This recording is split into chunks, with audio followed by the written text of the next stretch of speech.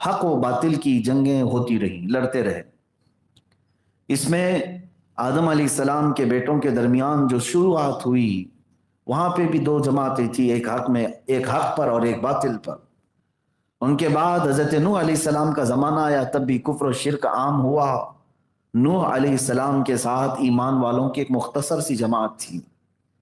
مختصر سی جماعت کا مطلب بھی یہ ہے کہ 950 سال آپ نے تبلیغ فرمائی، 80 لوگ ایمان والے تھے، 80 لوگ ایمان والے تھے، باقی اکثریت پورے کفر و شرک میں، حتیٰ کہ نوح علیہ السلام کی بیوی کافرہ تھی، بیٹا کافر ہوا۔ لیکن کیا حضرت نوح علیہ السلام کی اس دعوت کو ختم کر دیا گیا؟ کئی مرتبہ ایسا ہوتا کہ ان کی بیوی خود انہیں گرفتار کر کے اوباشوں کے ہاتھ میں دے دیتی، اور وہ حضرت نوح علیہ السلام کو زد و کوب کرتے، کئی مرتبہ آپ پر انہوں نے سخت ترین حملے کیے، زخمی کیا۔ ان سالوں میں بہت مرتبہ نوح علیہ السلام آزمائش سے گزرے، لیکن وہ وقت بھی آیا جب حق و باطل کا فیصلہ ہونا تھا۔ اللہ رب العزت کی بارگاہ میں نوح علیہ السلام نے دعا کی، فدعا ربہ انی مغلوب فانتصر۔ انہوں نے دعا کی اپنے رب سے کہ اللہ مجھ پر یہ غلبہ پا رہے ہیں، یہ بڑھتے جا رہے ہیں، تو مدد نازل فرما۔ ففتحنا ابواب السماء بماء منہمر۔ اللہ تعالیٰ فرماتا ہے پھر ہم نے آسمان کے سارے دروازے کھول دیے پانی کے لیے، اور ایسا پانی برسایا۔ وفجرنا الارض عیونا فالتقى الماء على امر قد قدر۔ اللہ فرماتا ہے آسمانوں کے دروازے بھی کھول دیے اور زمینوں کو بھی پھاڑ دیا، یہاں سے بھی سوتے نکلے، اتنا پانی آیا کہ دنیا میں کوئی پہاڑ بھی باقی نہیں رہا، سب غرق ہو چکے تھے۔ اب اللہ رب العزت کو جنہیں بچانا ہے انہی کو بچاتا ہے۔ وہی 80 لوگ ایمان والے جو حق جماعت میں تھے، وہ صحیح سلامت اس طوفان نوح سے نکل آئے۔ کئی دنوں کے بعد اس کشتی سے جب باہر آئے تو اس دنیا میں جو باقی تھے وہ صرف ایمان والے ہی باقی تھے۔ اس طرح کے حالات ہوتے رہے، حق اور باطل کا ٹکراؤ۔ آپ کو پھر تاریخ میں لے جاؤں تو سیدنا ابراہیم علیہ الصلاۃ والتسلیم کے ساتھ بھی حق اور باطل کا ہی تو ٹکراؤ تھا۔ باطل کتنی طاقت جمع کرتا ہے میں آپ کو بتاؤں، کتنی طاقت اور قوت۔ سیدنا ابراہیم علیہ السلام کو ختم کرنے کے لیے انہوں نے دنیا کی سب سے بڑی آگ جلائی، یہ سب کو پتا ہے، اور اتنی بھیانک آگ لگائی کہ اس کے شعلے آسمان تک پہنچ رہے ہوں، اس کی گرمی کافی دور تک، یہاں تک کہ کوئی قریب نہیں جا سکتا تھا۔ اگر کوئی پرندہ بھی ہوا میں اڑتا اس آگ کے آس پاس تو جل جاتا تھا۔ اتنی بھیانک آگ لگائی صرف حضرت ابراہیم علیہ السلام کو اس میں جھونکنے کے لیے، پھر منجنیق بنا کر کے مشین جس کے ذریعے سے حضرت ابراہیم علیہ السلام کو انہوں نے ڈال دیا۔ یہی باطل سمجھتا ہے ہر زمانے میں کہ حق کو ہم نے سرے سے ختم کر دیا، اس کو آگ میں جھونک دیا، آگ میں ڈال دیا۔ ایسا نہیں ہے، حق اگر تنہا بھی ہو تو اللہ اس کے ساتھ ہے۔ ابراہیم علیہ السلام کو ادھر آگ میں ڈالا گیا، فوراً رب ذوالجلال نے جبرائیل امین کو بھیجا۔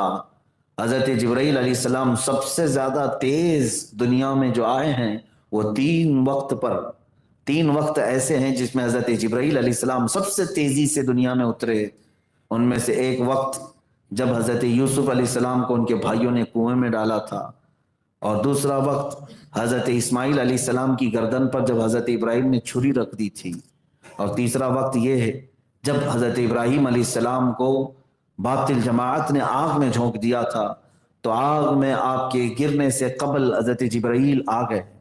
اور اب دیکھیں جو حق جماعت پر ہو اس کا بچنا اور اس کا صحیح سلامت نکلنا کس بنیاد پر ہوتا ہے، اس کے اندر کون سی طاقت ہوتی ہے، اسی بات پر میں آج گفتگو کروں گا۔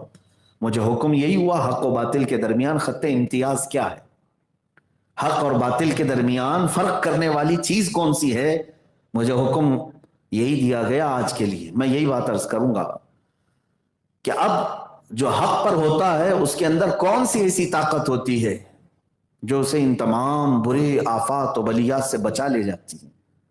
وہ آگ میں گرے، پانی میں غرق ہو، تب بھی صحیح سلامت نکل جائے۔ کون سی طاقت ہے؟ وہ طاقت میں آپ کو بتاتا ہوں۔ جبرائیل امین آئے، پوچھا الک حاجت یا خلیل اللہ، اے اللہ کے خلیل کوئی حاجت ہے تو بتا دے، مجھے اللہ نے بھیجا ہے۔ حضرت ابراہیم علیہ السلام نے کیا کہا؟ ہاں حاجت تو ہے لیکن آپ سے نہیں، اللہ رب العزت سے۔ یہ جو توکل اور ایمان ہے اللہ کی ذات پر، یہی حق جماعت کو ہمیشہ غالب کرتا ہے۔ آپ سمجھ میں آئے؟ حق اور باطل کے درمیان جو خط امتیاز ہے، فرق پیدا کرنے والی چیز، وہ اللہ کی ذات پر توکل، اور ہم مومنین کے لیے اس کے بعد رسول پاک کی بے پناہ محبت۔ یہ دو چیزیں جس کے سینے میں آئی، یوں سمجھ لیں کہ وہ حق اور باطل کے درمیان فرق کر دے گا، اور ہمیشہ اللہ رب العزت اسے نصرت و فتح کی طرف لے جائے گا۔ ابراہیم علیہ السلام کو آگ میں جھونک کر کے انہوں نے یہ سوچا حق ختم ہو گیا؟ نہیں میرے عزیزو، کئی دن وہ آگ جلتی رہی۔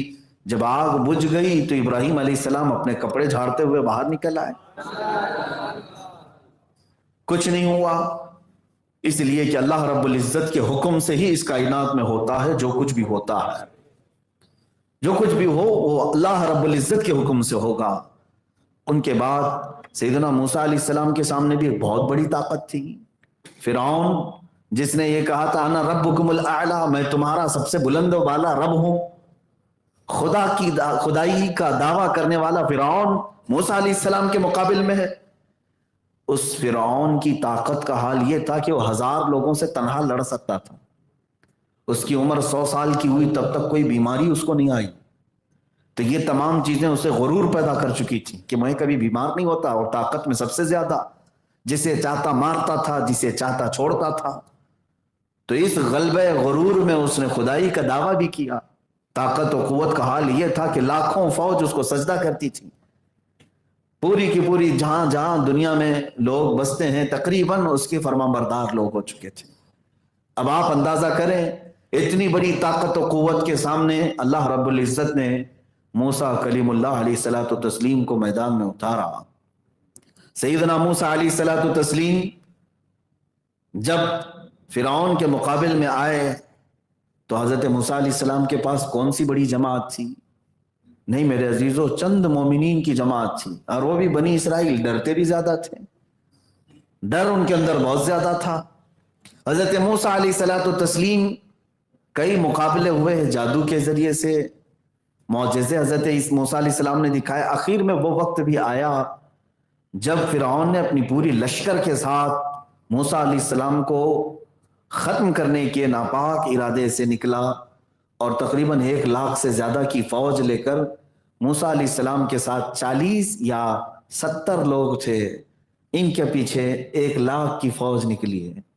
یہ بات ہمیشہ یاد رکھیں، حق اور باطل میں فرق یہی ہوتا ہے کہ حق جماعت کوانٹیٹی پر نہیں کوالٹی پر ہوتی ہے، اور باطل جماعت پوری تعداد سے بھرپور، لیکن ہمیشہ حق جماعت نے انہیں دھول چٹایا ہے۔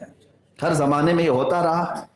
کبھی کبھار اللہ رب العزت نے اس جماعت کو اگر شکست دیا ہے تو وہ بھی کسی نہ کسی حکمت کی وجہ سے، کسی نہ کسی مصلحت کی بنیاد پر۔ حضرت موسیٰ علیہ السلام کا پیچھا کیا، ایک جگہ ایسی آ گئی کہ سامنے سمندر ہے اور پیچھے فرعون کا لشکر ہے، 1 لاکھ کی فوج اس کے ساتھ، اور ادھر بڑا سمندر، بیچ میں تنہا ہے موسیٰ علیہ السلام۔ اب اس حق جماعت کو کون بچاتا ہے؟ کون اس حق اور باطل کے درمیان فیصلہ فرماتا ہے؟ تب بھی موسیٰ کلیم اللہ علیہ الصلوۃ والتسلیم جس خاص صفت سے نوازے گئے تھے، وہ تو صفت ہے اللہ کی ذات پر توکل۔ 40 اور 70 کے قریب مومنین کو لے کر نہ گھبرانا، کس سے؟ نہ فرعون کی بڑے لشکر سے، نہ سمندر کی موجوں سے، بیچ میں تنہا کھڑے ہو کر تب بھی موسیٰ علیہ السلام یہ کہتے ہیں اے ایمان والو نہ گھبراؤ، اللہ کی مدد آنی ہے، اللہ رب العزت کی مدد آئے گی۔ اور پھر رب تبارک و تعالیٰ کی مدد آئی۔ موسیٰ علیہ السلام کو حکم ہوا آپ اپنا عصا سمندر پر ماریں۔ آپ نے سمندر پر عصا مارا تو 12 راستے نکل آئے۔ آپ ان راستوں پر چلتے ہوئے دوسرے جانب نکل گئے۔ فرعون اور اس کے لشکریوں نے دیکھا کہ ہم بھی اسی طرح سے نکل جائیں گے، یہ سوکھے راستے ہیں۔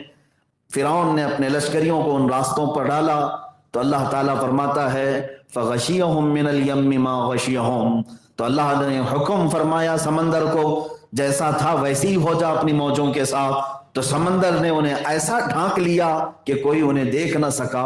فرعون کا غرور، اس کا تکبر، اس کا گھمنڈ اور طاقت ہمیشہ کے لیے اس پانی کے نیچے دب گیا، ختم ہو گیا۔